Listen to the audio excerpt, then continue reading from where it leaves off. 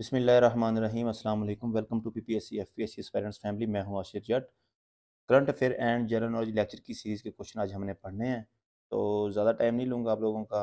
ईद का दिन है, तो आप लोग अपनी ईद की खुशियाँ भी इंजॉय करें और साथ पीपीएससी को भी याद रखें, ताकि पीपीएससी आपको मुश्किल वक्त में आपके याद रखे। तो पहले नंबर पे हमारे पास जो क्वेश्चन है वो ये है कि recently archaeologist discover 4000 years old stone age like structure in which country. तो 4000 साल पुराना एक स्ट्रक्चर दरियाफ्त हुआ है, वो किस कंट्री में दरियाफ्त हुआ है? वो है डेनमार्क में।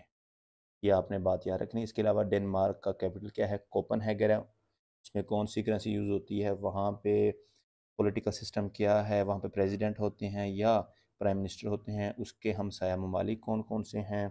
ये मैं आपको मैप में पढ़ा दूंगा, लेकिन अपने तौर पे भी आप चीज़ों को तैयार करते रहें, क्योंकि ये जो मैंने सिस्टम शुरू किया है ये स्लो ज़रूर है, लेकिन ये है कि आप लोगों को इससे कुछ ना कुछ फ़ायदा हासिल हो रहा होगा।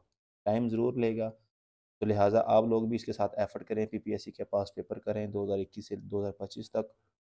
साथ करंट अफेयर करते रहें, मैथ की प्रैक्टिस करते रहें। वेबसाइट्स मैंने आपको बताई हुई, जैसे एग्ज़ाम वीडा है, वहाँ से आप कंप्यूटर करते रहें, इंग्लिश करते रहें, बेसिक उसके अपना कंसेप्ट लेते रहें और करंट अफेयर करते रहें। मैं आपको बता रहा हूँ, आपको डॉन न्यूज़ से भी देख लिया करें, और भी जहाँ से आपको मटेरियल मिले, जहाँ से मिले वहाँ से आप मटेरियल लें और अपनी तैयारी करते रहें। रोज़ाना के आप 5 से 6 घंटे स्टडी को दें, फिर ही आपको इसका अजर मिलेगा।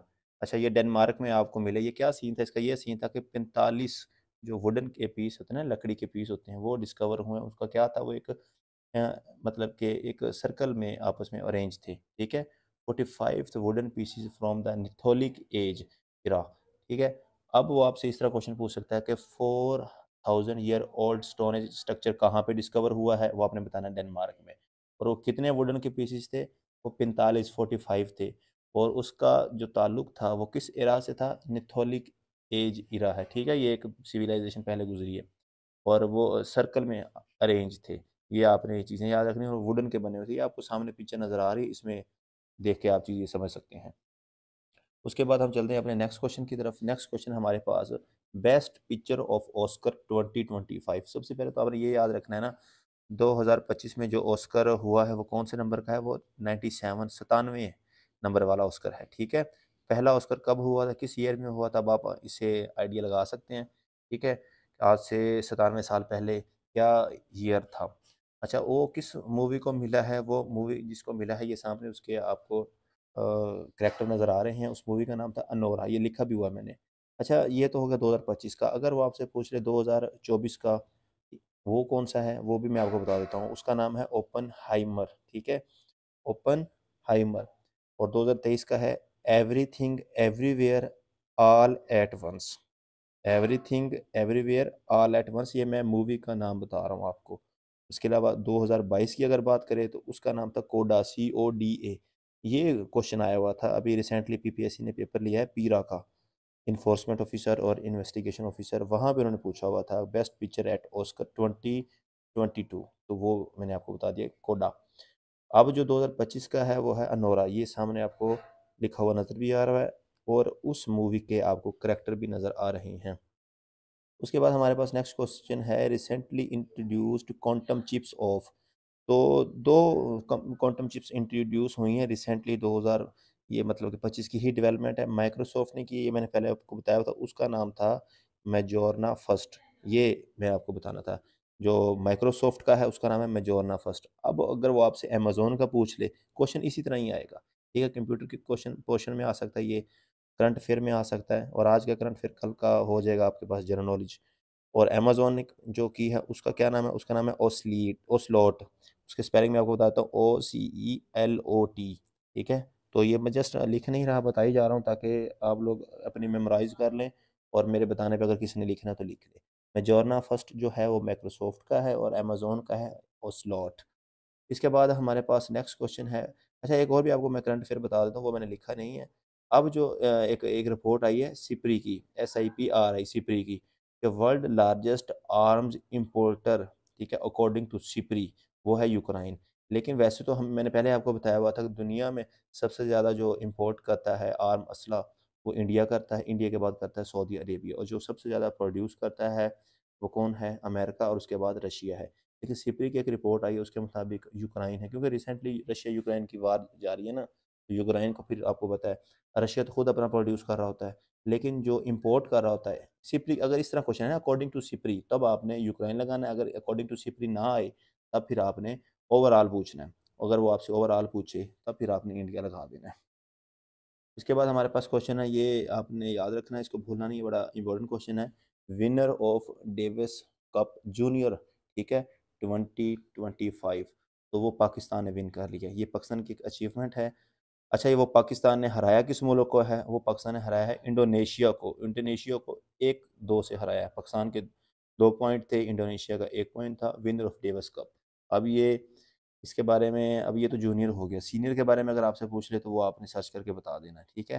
अच्छा, अब पाकिस्तान की बात हो रही तो इस तरह मैंने कुछ दिन पहले एक एमसीक्यूज पूछा था, वो ये कि पाकिस्तान का ओडीआई का कैप्टन कौन है और टी20 का कैप्टन कौन है।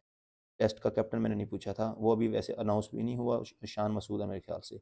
ओडीआई के मोहम्मद रिजवान है और टी20 के सलमान अली आगा हैं। ये जिस तरह पाकिस्तान की अचीवमेंट जा रही है ना, आए दिन ये चेंज होते रहते हैं, तो लिहाजा ये आपको याद रखने ही पड़ेंगे। अच्छा, इसके अलावा फिर हमारे पास नेक्स्ट क्वेश्चन है, Pakistan crypto council was officially launched on, Pakistan crypto currency launch कब हुई है? 14 मार्च 2025 को। ये एक इंपॉर्टेंट क्वेश्चन, इसको मैं समझता हूँ, इसको आपने याद रखना है। जिस तरह आज कल एक ऐप आई हुई है, सब लोगों को पता है, आजकल तो नहीं, काफ़ी पुरानी है, 2022 की, एनएफटी ट्रेजर, तो लोग उसमें इन्वेस्टमेंट करते हैं और उसके बाद मिनिमम वो $100, मतलब कि 30,000 इन्वेस्ट करते हैं और उसके बाद फिर उन्हें रिगार्ड मिलते हैं। खैर, जो भी जिस तरह भी सीन आपको पता है, तो वो पहले उनका ये सीन होता था, थोड़ी-सी इन्फॉर्मेशन आपको मैं बता रहा हूँ। पहले उनका ये सीन होता था कि अगर आपने इन्वेस्टमेंट की है, तो आप जितने मर्ज़ी पैसे निकलवा सकते हैं अपने रिकॉर्ड आने पर। फॉर एग्ज़ाम्पल आपने $100 इन्वेस्ट कर लिया, तो वक़्त के साथ-साथ महीने में आपका $100 हो जाएगा। मतलब 100 किया था, 100 के साथ 100 200 हो जाएगा। अपना 100 निकलवा लेंगे और जो बाकी 100 बचा होगा उसको आप डबल ट्रिपल महीनों में होगा ना, 1 महीने में उतना ही मिलेगा रिवॉर्ड। अगर आज एक $100 किया तो नेक्स्ट महीने जाके फिर आपका 100 होगा। तो इस तरह लोग बढ़ाना शुरू कर दिए, लोगों के 2000, 10,000, लाखों डॉलर हो गए, ठीक है। लोगों ने 2-2 साल इंतज़ार किया, लेकिन अब उनका ये रूल हो गया है इन शॉर्ट कि आप अपने मिनिमम डॉलर निकलवा सकेंगे 500, ठीक है, इससे ज़्यादा नहीं। अगर किसी के अकाउंट में $10,000 पड़ा है तो वो $500 निकलवा सकेगा मिनिमम, ठीक है। उसके बाद जब $500 आ जाएगा फिर दोबारा $500 के लिए अप्लाई करेगा तो निकलेगा मिनिमम। वैसे तो लोग 50-50, 100-100 करके निकाल रहे हैं। तो इस तरह पहले पहले क्या सीन होता था कि अगर आपने $10 लाख है आपका, तो आप 10 का 10 निकलवा सकते थे। तो अब ये कंपनी ने थोड़ी रिस्ट्रिक्शन लगा दी है, तो इस वजह से फिर लोग कह रहे हैं कि वो कंपनी भागी भागी नहीं, वो काम कर रही है। अब मैं उसको फेवर नहीं दे रहा, जो एक लॉजिक है इन शॉर्ट मैंने आपको बता दी है। मैंने उसकी ज़्यादा एक्सप्लेनेशन नहीं दी क्योंकि वो हमारा ये टॉपिक नहीं है। बहरहाल, ये एक ऑनलाइन वर्क है, इसी इससे रिलेटेड ये क्वेश्चन आया हुआ था। इसको आपने याद रखना, ये 14 मार्च है, ठीक है। पाकिस्तान क्रिप्टो कौंसल कौंसल की मैं बात कर रहा हूँ, वाज ऑफिशियली लॉन्च ऑन 14 मार्च 2025, ठीक है। और 15 मार्च का दिन किस लिए मनाया जाता है? चलिए, मुझे ये भी माइंड में आ गया। 15 मार्च का दिन, ये मैंने पहले भी बताया हुआ था, इससे रिलेटेड ही है ना, तो वो इस्लाम फोबिया के डे के तौर पर मनाया जाता है। इसके अलावा यूएसए की एक और डेवलपमेंट है, वो भी मैंने करंट अफेयर, चलें आपको बता दूं कि यूएसए ने पहले पाकिस्तान के एम्बेसडर को रोका था। इसी तरह यूएसए और अमेरिका के, यूएसए अमेरिका जिसको कहते हैं, और साउथ अफ्रीका के दरमियान भी थोड़ी सी टेंशन हुई है। वो ये कि साउथ अफ्रीका के एम्बेसडर हैं इब्राहिम रसूल, ठीक है, उसको भी वेलकम नहीं किया यूएसए ने, ठीक है। इससे रिलेटेड मैंने बताया था आपको एक एमसीक्यूज इससे पहले वाली वीडियो में। तो अब वो यूएसए ने जनाब साहब अब साउथ अफ्रीका के एम्बेसडर को भी वेलकम नहीं किया। तो बहरहाल इस तरह करते रहते हैं। अब साउथ अफ्रीका, अमेरिका की मैं बात बता रहा हूँ, तो एक और भी आपको मैं बता दूँ एमसीक्यूज, कि वो ये है कि रिसेंटली, अगर आपसे पूछ ले, recently the president of which country invoked the alien enemies act of 1798, तो 1798 साफ जाहिर है डोनाल्ड ट्रंप, ठीक है।